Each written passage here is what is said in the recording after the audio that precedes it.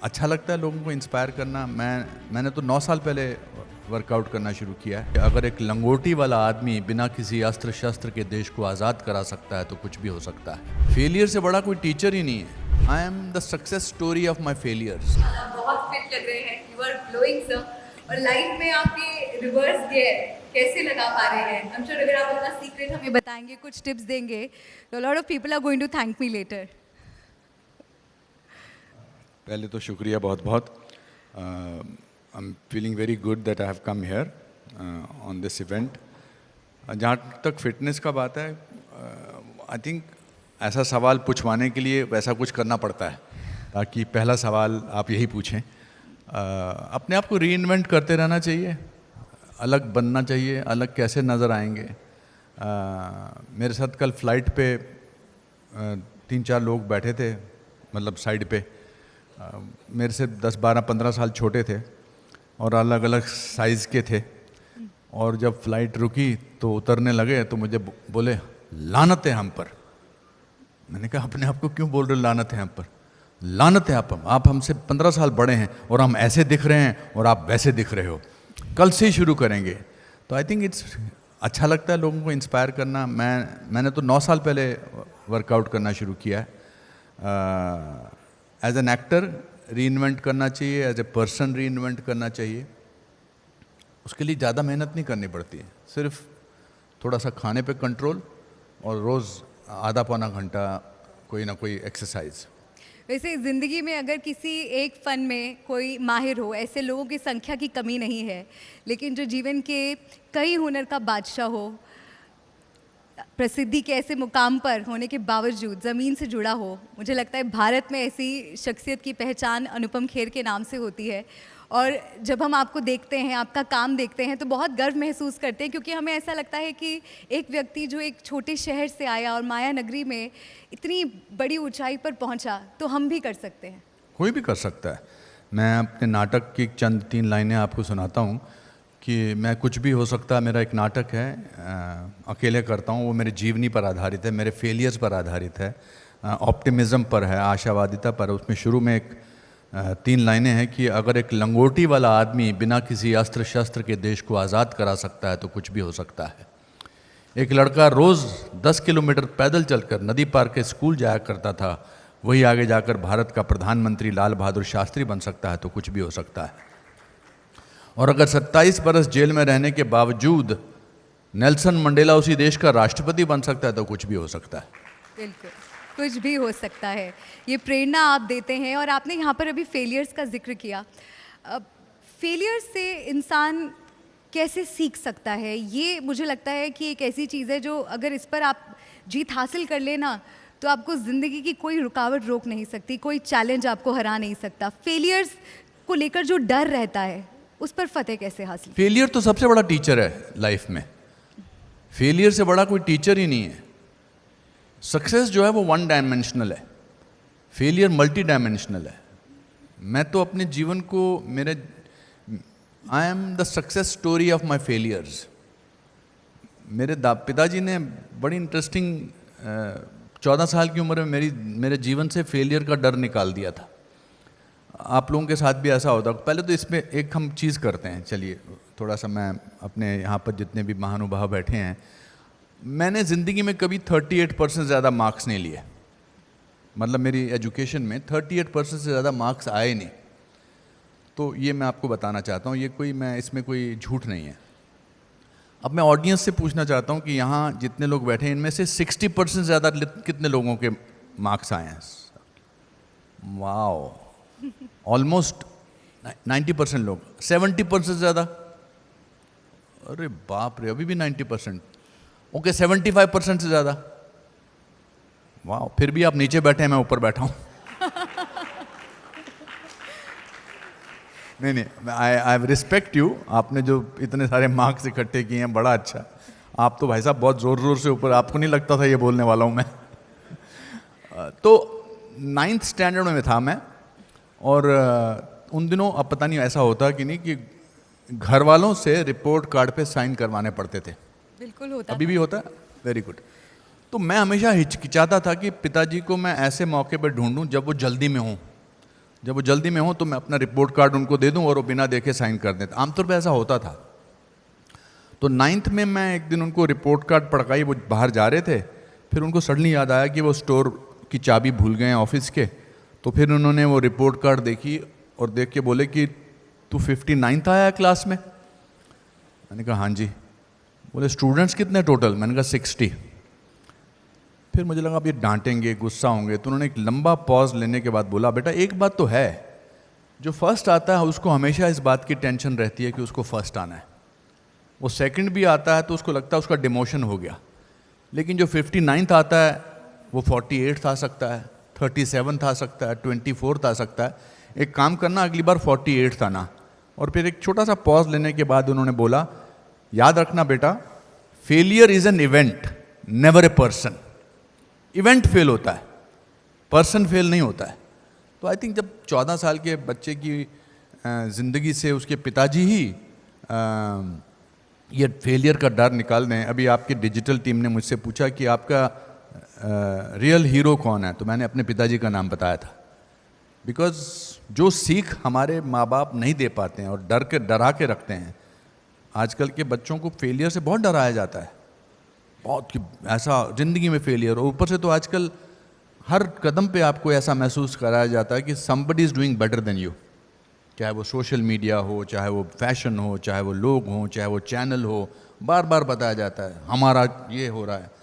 तो where do you find strength from? You have to find the strength from within. तो I think छोटे शहर का आने से मुझे ये फ़ायदा हुआ, संयुक्त परिवार रहने से मुझे ये फ़ायदा हुआ कि लोग फेलियर को हवा नहीं बनाते थे। I think that is the biggest strength that I have over other people. बिल्कुल, और मुझे लगता है कि आपके पिताजी का जो ये नज़रिया है उस पर हमें ज़ोरदार तालियां बजानी चाहिए, क्योंकि इट्स ऑल अबाउट पर्सपेक्टिव। वो कहते हैं ना sir, glass is either half full और हाफ एम्प्टी। आप उसे किस तरह से देखते हैं ये आप पर निर्भर करता है, और फेलियर्स को इस तरह से देखने का तरीका मुझे लगता है ये काबिले तारीफ़ है। और ऐसा ही कुछ हमने आपकी फिल्म दिलवाले दुल्हनिया ले जाएंगी में भी देखा था, जब शाहरुख खान फेल होकर आते हैं और आप कहते हैं अरे तू तो लंदन में फेल हुआ है, हम तो इंडिया में फेल हुए थे, and you actually celebrated his failure. ये एक्चुअल मेरी लाइफ का किस्सा फिल्म में डाला है। अगर आप वो फिल्म अभी दोबारा देखेंगे तो जब उस फिल्म की शूटिंग हो रही थी तो उसमें मैं कहता हूँ कि ये मेरे ताया जी हैं, ये मेरे पिताजी हैं जो इतनी बार फेल हुए, और हम लोग तो हिंदुस्तान में फेल हुए हैं, तुमने तो लंदन में फेल होकर दिखा दिया। तो मैंने यश जी से एक रिक्वेस्ट की। मैंने कहा यश जी, मैं क्या ना पुट मैं अपने ताया जी, अपने असली ताया जी, अपने असली पिताजी, अपने असली चाचा जी का नाम लिख सकता हूँ कि ये ऐसे ऐसे हैं? तो उन्होंने, मेरे को क्या फ़र्क पड़ता है। तो मैंने कहा ये पंडित द्वारकानाथ जी हैं, ये 8वीं में 7 बार फेल हुए थे, जो सच है। मेरे चाचा जी 8वीं में 7 बार फेल हुए थे, और 8वीं बार उनको कंपैशनेट ग्राउंड पे प्रमोट कर दिया गया था क्योंकि क्लास के बाकी बच्चे उनको अंकल बुलाने लगे। ये ब्रिजनाथ जी हैं, जो जब फिल्म रिलीज़ होने लगी तो उससे 10 दिन पहले हमने फिल्म देखी, तो मैंने सडनली रियलाइज़ किया, ओ माय गॉड, मेरे ताया जी और चाचा जी तो बड़े गुस्से हो जाएंगे कि ये तूने हमारा नाम लिया। तो मैंने सबको ख़त लिखा, मैंने कहा सॉरी चाचा जी, सॉरी ताया जी, मैंने आपके बारे में ऐसा बोला है कि आप बहुत बार फेल हुए हैं, तो प्लीज़ बुरा मत मानना फिल्म देख के। तो जब फिल्म लगी तो सबकी चिट्ठियाँ आई, बोले थैंक यू, तूने हमको फेमस कर दिया। So I think it comes from the family. अच्छा, एक्टर्स बहुत अच्छे ऑब्जर्वर्स होते हैं, तो आपको अगर अपने बचपन में कुछ ऐसे लोगों से मिलना, कोई टीचर हो या कोई घर का कोई सदस्य हो जिनके कुछ एक अनोखे अंदाज को आपने कभी मिमिक करने की कोशिश की हो, या आपने किसी रोल में उसे उतारने की कोशिश की हो, ऐसा कोई? मेरी तो सारी ऑब्जर्वेशन आई मेरे टीचर से हैं, मेरे माता पिता से है। The first lesson of acting comes from people around you. मैं अपने इस प्ले में ये भी बोलता हूँ, हमारे एक टीचर थे ज्योग्राफी के, उनकी लाइफ में हमेशा ये एक्साइटमेंट रहता था कि आज पीटूंगा कैसे। हम तो उस स्कूल में गए हैं जहाँ पिटाई बहुत होती थी। आजकल तो आप घूर के भी नहीं देख सकते स्टूडेंट्स को। तो वो अजीब से थे, बलदेव दीप था उनका नाम। तो वो जिस दिन मूड में होते थे आज पीटना है तो उल्ट पटांग सवाल करते थे। जैसे बोलते थे इधर आ जा, यहाँ खड़ा हो जा, ये बता, और ऐसे हाथ रखते थे, ये बता भारत एशिया में है या एशिया भारत में है? तो आप बड़े आराम से उनको बोलते थे जी भारत एशिया में। कहता सोच के बता, सोच के बता कि भारत एशिया में है या एशिया भारत में है। फिर आप सोच के बताते थे, ये मेरे हिसाब से तो भारत ही एशिया। मैं कह रहा हूँ सोच के बता। फिर आपको यकीन हो जाता था कि भारत एशिया में कैसे हो सकता है सर, एशियाई भारत में है। फिर आप मुर्गा बनते थे, आपके वो पीछे 4-5 डंडे मारते थे। तो हमारे ये सब यहीं से एक्टिंग की क्लासेस शुरू हुई थी। मेरे पिताजी की भी अपनी अपनी आदतें थी। मैं अपने एक्टिंग स्कूल में एक्टर प्रिपेयर में सबसे पहले स्टूडेंट्स को यही बोलता हूँ कि observe your teachers and observe your family members, they are the best material for learning acting. बिल्कुल, और लर्निंग की आपने बात करी तो बहुत से यंगस्टर्स, नए कलाकार आपको देखकर बहुत कुछ सीखते हैं, लेकिन आपके बारे में एक बात है that you don't like to be called veteran, या आप लाइफ टाइम अचीवमेंट अवार्ड्स लेना पसंद नहीं करते। क्या आपको लगता है कि अभी आपको और सीखना है और बहुत कुछ अचीव करना है? अभी तो शुरुआत हुई है, कैसी बातें कर रही हैं आप। अभी ये वेटरन एक्टर आए हैं, देखिए बैठे हुए दाढ़ी में। मैं तो यंगस्टर हूँ इनके सामने। सीरियसली, इनसे कितना सीखता हूँ मैं। नहीं, I am not trying to be patronising. I learn so much from you, because if you learn from your youngsters you have a long way to go. तो मैंने सबको बोल के रखा है, और आज आपको भी बोलता हूँ ये आपके सामने, कि अगले 15 साल तक सोचना भी मत मुझे लाइफ टाइम अचीवमेंट अवार्ड देने के लिए। नहीं चाहिए मुझे, बिकॉज ये लोगों का तरीका होता है आपको ये महसूस कराने का कि आपने बहुत सारा काम कर लिया है, अब आप लाइफ टाइम अचीवमेंट ले जाओ और फिर walk into the sunset. My son is just rising, so I will be working here for a long time before I accept any lifetime achievement award. Amazing thought sir. और चलते चलते बस एक सवाल मैं आपसे लेना चाहूँगी कि आज महाकुंभ का शुभारंभ हुआ है, आगाज़ हुआ है, पूरी दुनिया भारत की ओर देख रही है, भारत पहुँच रही है इस महाअवसर का हिस्सा बनने के लिए। आपको क्या लगता है कि हमारे देश के लिए कितना गौरवशाली क्षण है? कौन सा जी, किसके बारे में? महाकुंभ की मैं बात। अरे मैं जा रहा हूँ महाकुंभ, मैंने अभी दोपहर को फाइनल किया है।